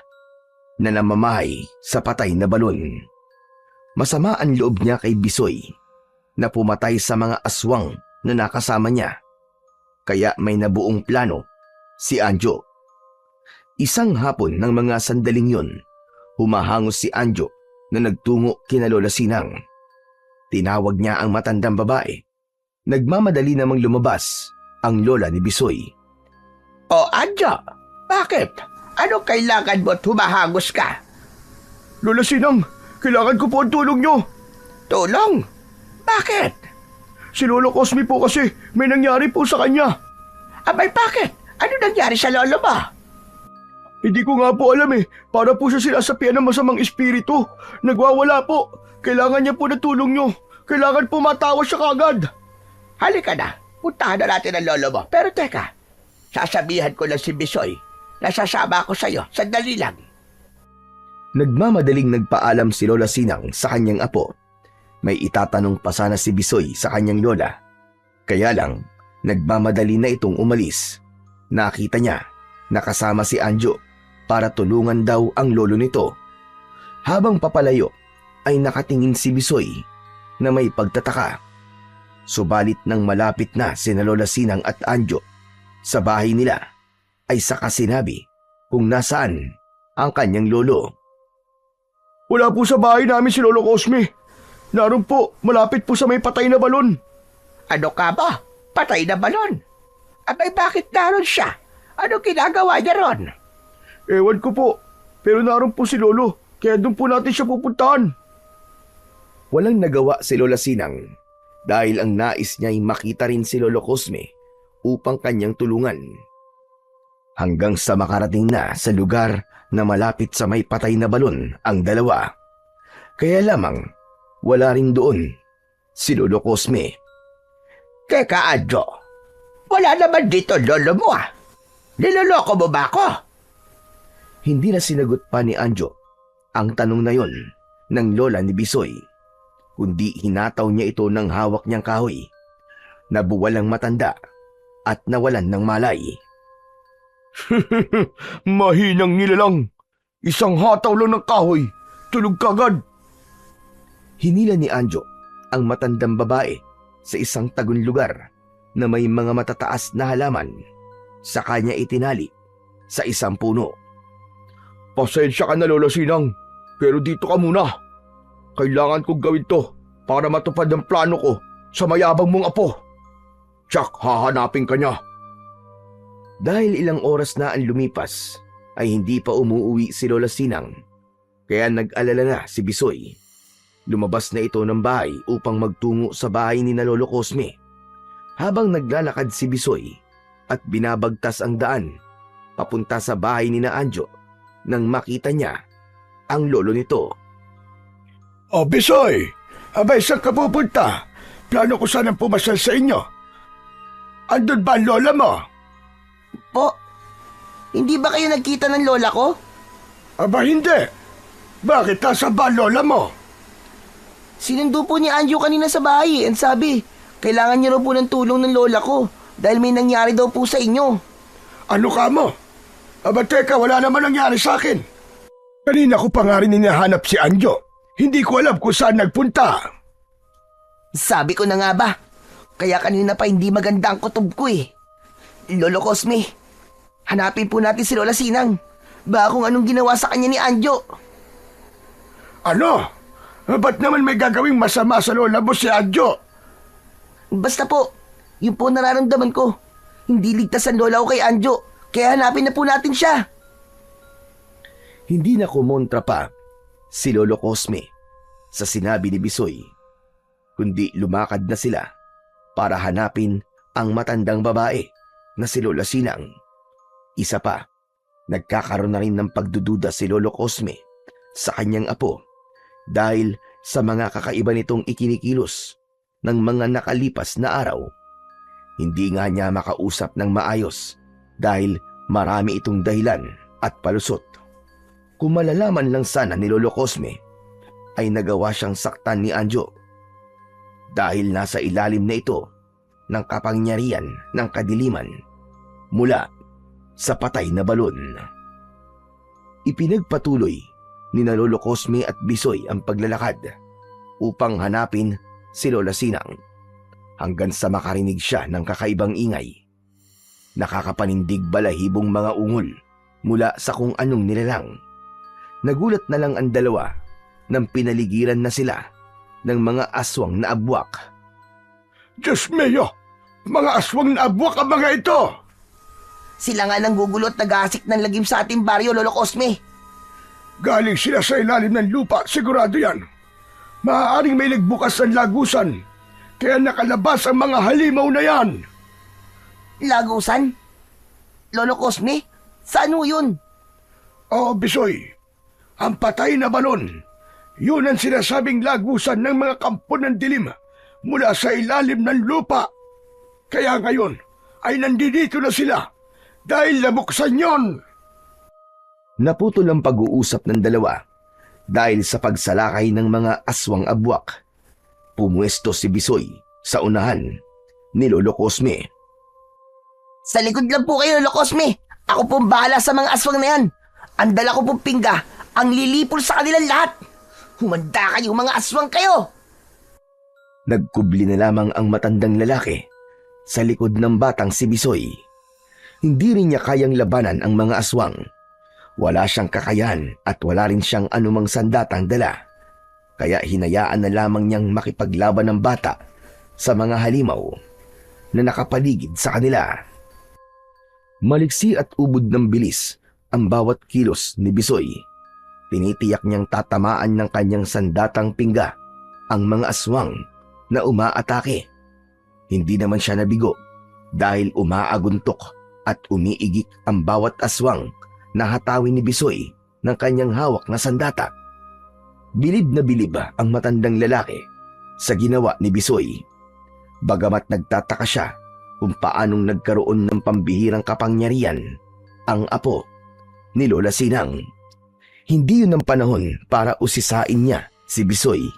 Ang mahalaga ng mga sandaling yun ay mapatay ng bata ang mga halimaw at makaligtas sila maging ang kabuuan ng baryo mula sa pag-gasik ng lagim ng mga aswang abwak. Sige lang, Bisoy! Kaya mo yan! Malaki ang tiwala ko sa'yo! Huwag mo silang tigilan! Patayin mo silang lahat! Opo, Lolo Cosme. Uubusin ko po ang mga walang niyang aswang na to. Wala po akong ititirang buhay sa kanila. Buong-buo na napanood ni Lolo Cosme ang pakikipagpambuno ni Bisoy sa mga kampon ng dilim hanggang sa maubos ang mga ito at naiwang nakandusay sa lupa. Itinaas ni Bisoy ang hawak niyang pingga at nagliwanag nun. Ang liwanag mula sa pingga ay lumipat sa mga nakahandusay na aswang. Umusok ang mga bangkay ng aswang abwak. Nasunog ang mga ito at naging abo na humalo sa lupa. Ayos na. Wala na po sila, Lolo Cosme. Pero hindi tayo nakatitiyak. Maaaring may mga dumating pang kauri nila mula sa ilalim ng lupa. Malalaman ng kanilang mga kauri ang pagkamatay ng mga kasama nila. Ano pong gagawin natin?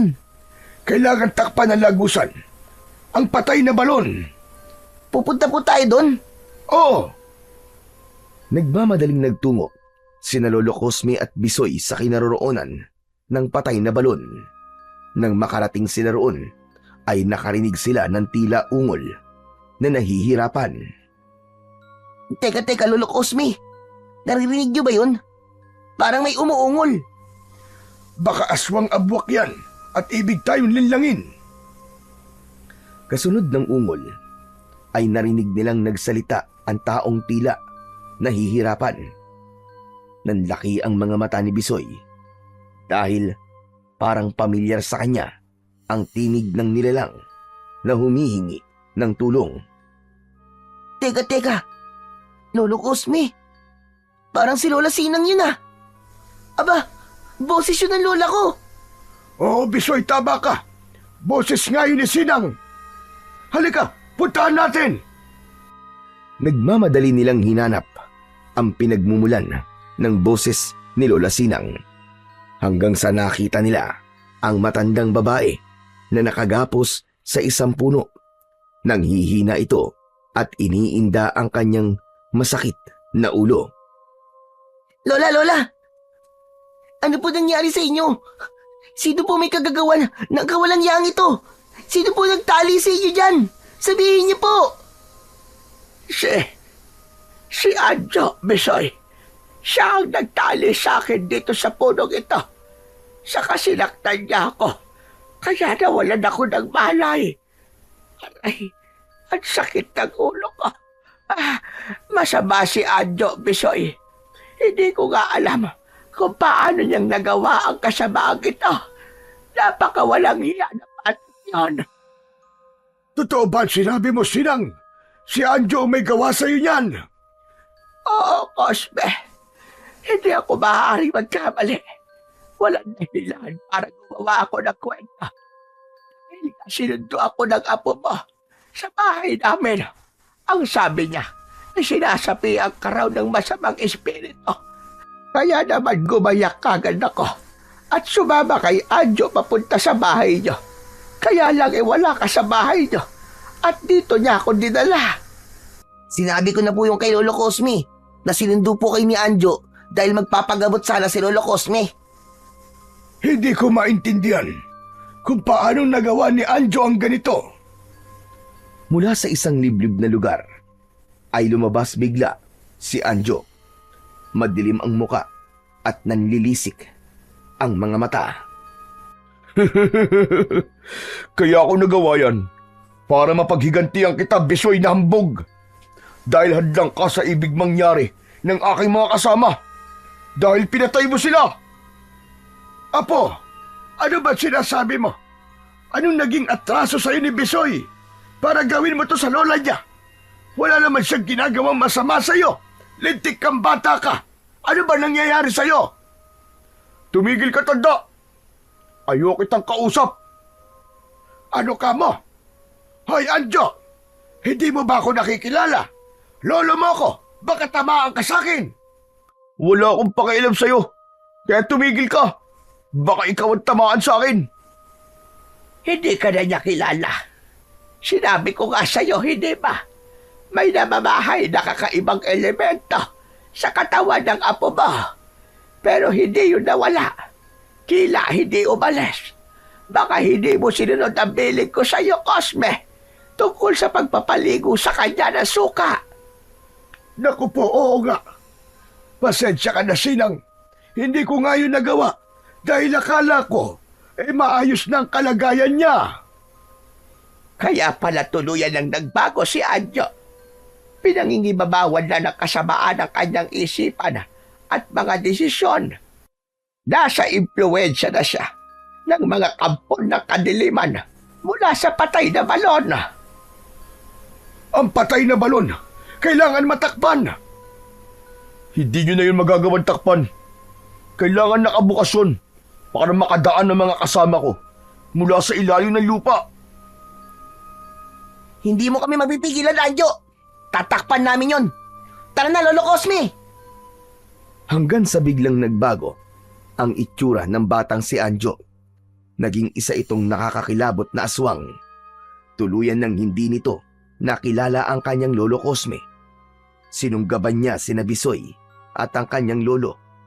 Nahawakan nito sa leeg ang matandang lalaki. Diyos ko po, Anjo, Apo! Ako ito ang lolo Cosme mo! Bitiwan mo ako, huwag mo akong sakalin! Hindi kanya na nakikilala, Lolo Cosme. Nasa ilalim na ng kadiliman ng isipan ni Anjo dahil sa kanyang pagiging aswang. Walang magagawa si Bisoy kundi ang harapin ang aswang na si Anjo. Hindi na rin siya pinigilan ni Lolo Cosme dahil pare-parehong malalagay sa panganib ang buhay nila. Kaya hinawakan ng maigpit ni Bisoy ang pingga at iwinasiwas yun sa ere. Saka inihataw sa katawan ng halimaw na si Anjo. Paulit-ulit at bugbog sarado ang halimaw. Kitang-kita ni Lolo Cosme ang paghihirap ng aswang sa bawat paghataw ni Bisoy gamit ang kawayang pingga. Tila sinasaksak naman ang dibdib ni Lolo Cosme habang nasasaktan si Anjo, subalit wala siyang magagawa hanggang sa humandusay ang wala ng buhay na katawan ng aswang. Lumapit si Lolo Cosme at nilapitan ang halimaw. Saglit pa ay unti-unting bumalik ito sa dating si Anjo. Tanging pagluwa na lamang ang nagawa ni Lolo Cosme. Awang-awa sa kanyang apo. Subalit hindi niya masisisi si Bisoy. Ginawa lamang nito ang nararapat para sa kanilang kaligtasan. Sa pagkamatay ni Anjo, ay dumating ang iba pang aswang abwak mula sa patay na balon. Nakalabas na ang mga ito, kaya minsan pa ay nakipagpambuno si Bisoy sa mga ito. Isa-isa niyang nilipol ang mga halimaw.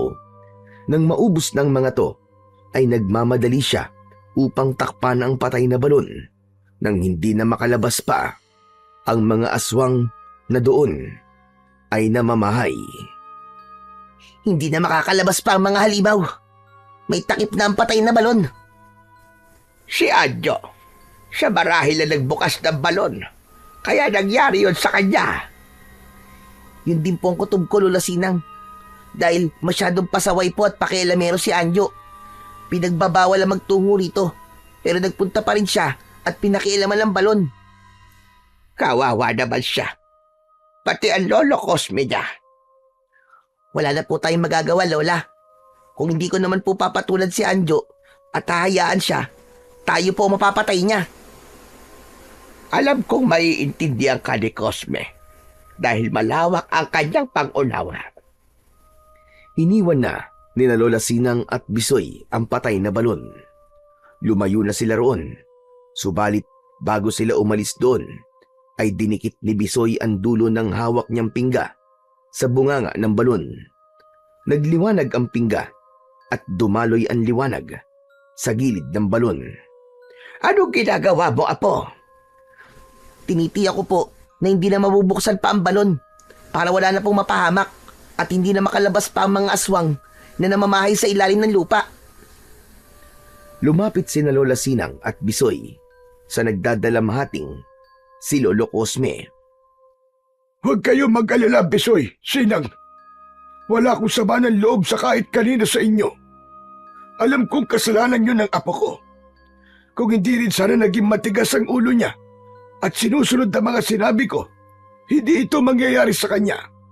Pero wala na akong magagawa pa. Kung ito ang kapalaran niya, dapat kong tanggapin na lamang yon. Ang nais ko na lang ngayon ay mabigyan siya ng isang maayos na libing. Iniuwi ni Lolo Cosme ang labi ng kanyang apo. Gaya ng ibig niyang mangyari, isang maayos na libing ang ibinigay niya kay Anjo. Naging katulong pa niya sina Lola Sinang at Bisoy sa pag-aasikaso. Isang araw, mula nang mailibing si Anjo, nag-iisa sa harap ng bahay si Bisoy nang magpakita sa kanya si Don Dino. Oh, kaibigan Don Dino. Akala ko hindi ka na magpapakita sa akin eh. Panahon na para magkita ulit tayo, kaibigang Bisoy. Salamat Don Dino ah.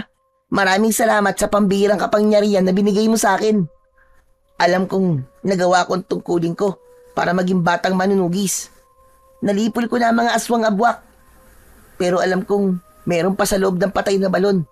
Pero hindi na sila makakalabas doon. Kundi habang panahon na sila doon nakabilanggo. Mahusay ang ginawa mo. Pinahanga mo ako, kaibigang Bisoy. Sinunod ko lang naman ang bilin mo sa akin. Ay siya nga pala. Nagpakita ka ba para bawiin na ang mutya ng balon na nasa loob ng katawan ko? Hindi, Bisoy. Kundi para sabihin sa'yo na mananatili na yun sa katawan mo. Dahil karapat dapat kang maging batang manunugis. Pinatunayan mo yun sa akin at sa lahat ng mga tao rito sa inyo. Kaya naman, marami ka pang magiging misyon sa mundong ito. Ha? Sigurado ka? Oo, kaibigang Bisoy. Alam kong sa pamamalagi sa'yo ng mutya ng balon ay mapapanatili mo ang kahalagahan at mabuti nitong layunin. Yun na yung gamitin ito para sa kabutihan at kaligtasan ng mga tao, lalo na dito sa baryo Sinagtala. Kaya ingatan mo yung mabuti. Ikaw na ang tunay na mag-iingat dyan hanggang sa susunod mong salinlahi. Maipapasa mo yan sa iyong anak hanggang sa iyong magiging apo at kaapu-apuhan pa. Pagkatapos ng pag-uusap na yon, ay nawala na ang duwending si Don Dino. Isang obligasyon ang iniwan sa kanya. Isang napakalaga at delikadong obligasyon. Pero nakahanda si Bisoy na gawin yun para sa pagmamahal niya sa kanyang kapwa-tao at sa baryo Sinagtala. Ang pagsunod at paggawa ng tama ay siyang dapat laging pahalagahan dahil ito ang sangkap upang ang buhay ay laging magkaroon ng kapanatagan.